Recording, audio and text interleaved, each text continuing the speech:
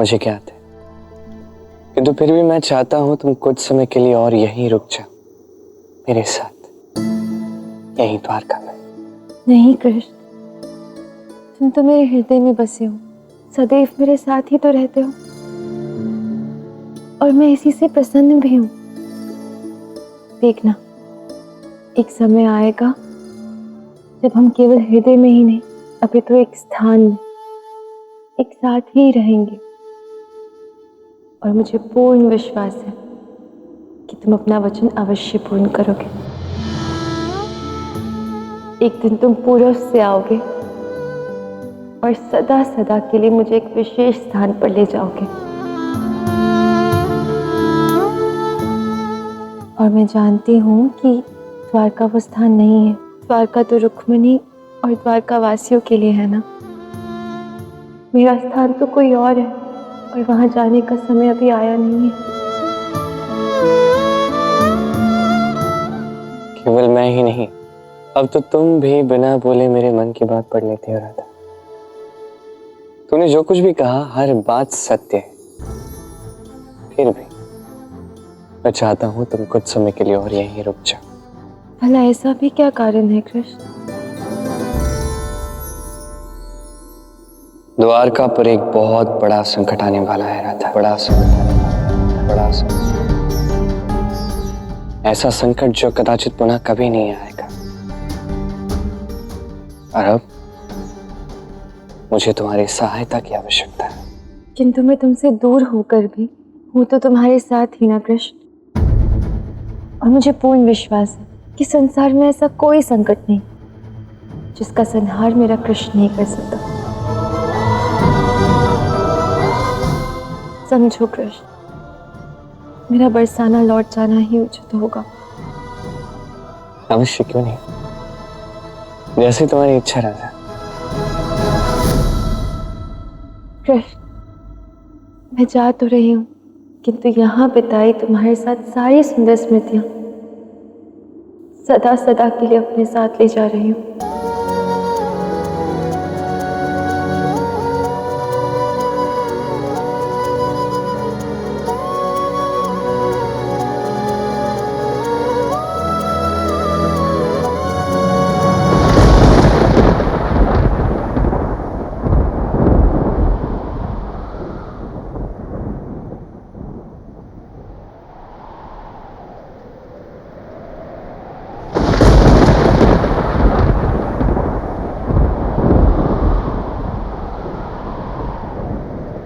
मुझे जाने की तैयारी करनी होगी कृष्ण।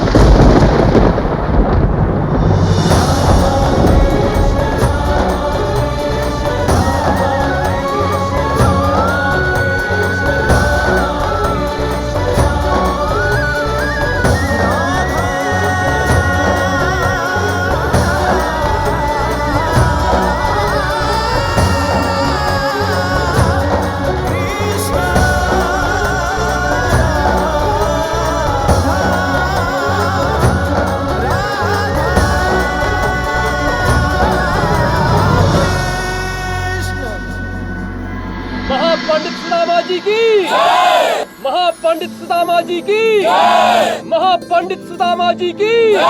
अरे आप ये सब क्या कर रहे हैं?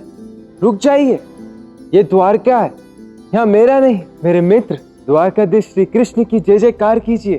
कदापि नहीं मित्र, तुमने महापंडित बनकर द्वारका की प्रथम पूजा को इतना दिव्य बना दिया कि महादेव की कृपा से द्वारका में रुद्राक्ष की वर्षा हुई है। वास्तव में सुदामा, तुम्हारे प्रबंध और संचालन उत्कृष्ट है। हाँ सुदामा, तुम्हारी पूजा के ही तो कारण प्रथम बार स्वयं महादेव और माता पार्वती हमारी द्वारका में पधारे।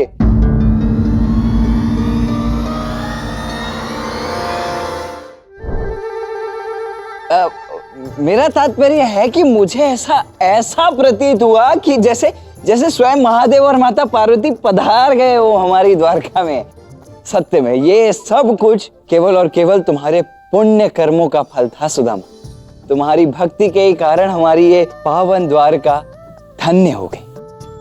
हाँ सुदामा, तुम केवल नाम के ही नहीं बल्कि कर्म से भी महापंडित हो।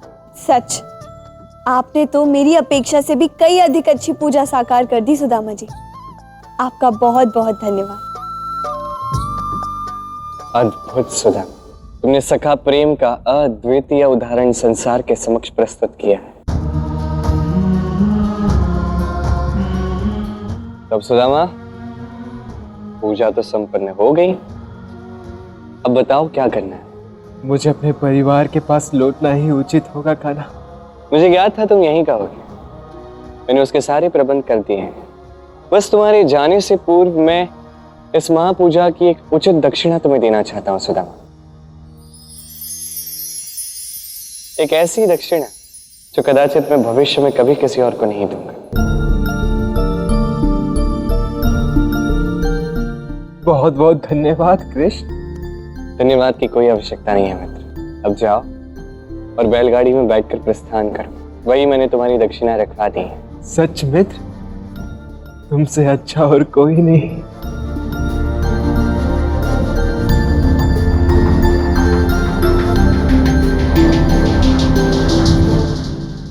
अच्छा मित्र, तो पुनः मिलेंगे हम।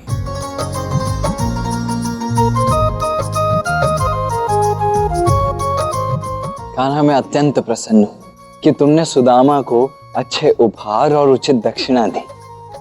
सत्य में हमारे मित्र सुदामा को इन सब की इस समय सबसे अधिक आवश्यकता थी। मैंने सुदामा को वही दिया जो उसका आवश्यकता थी, वही दिया जो उसको मिलना चाहिए, जिसका वो अधिकारी है।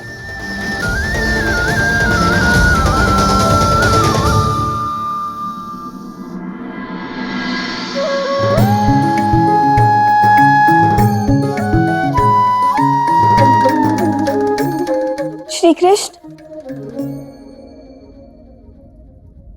रुक्मिणी, कहिए।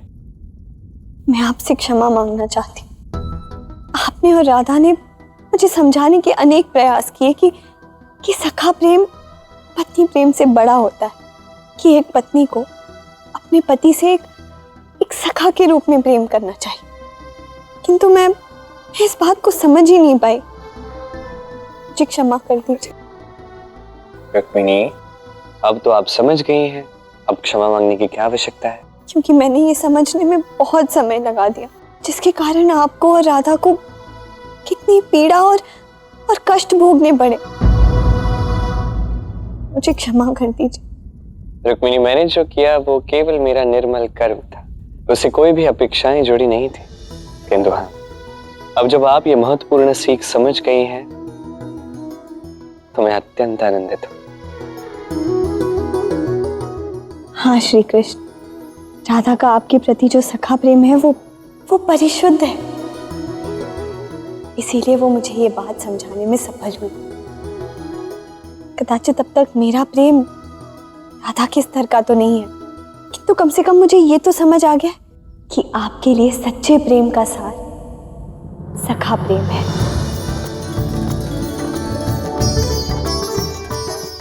इसलिए आज से मैं हम दोनों के मध्य भी इसी प्रेम को विकसित करूंगी। आज से मैं केवल आपकी पत्नी नहीं, आपकी सखी बनूंगी, आपकी सखी बनूंगी, आपकी सखी बनूंगी। आज से राधा, आप और मैं, हम तीनों सखा बनेंगे।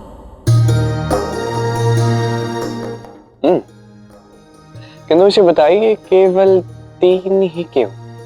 तो और कितने श्री कृष्ण?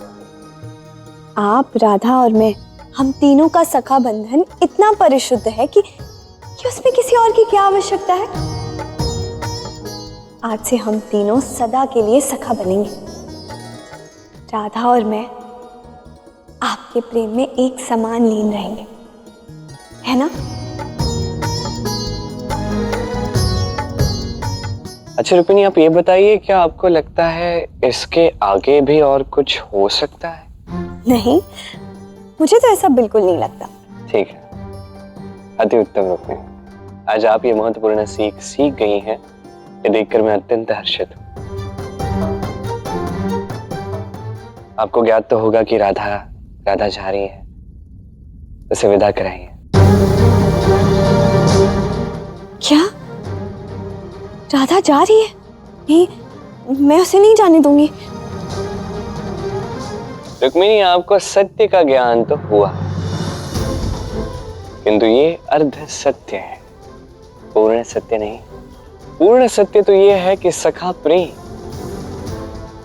एक गिनती में बांटा नहीं जा सकता।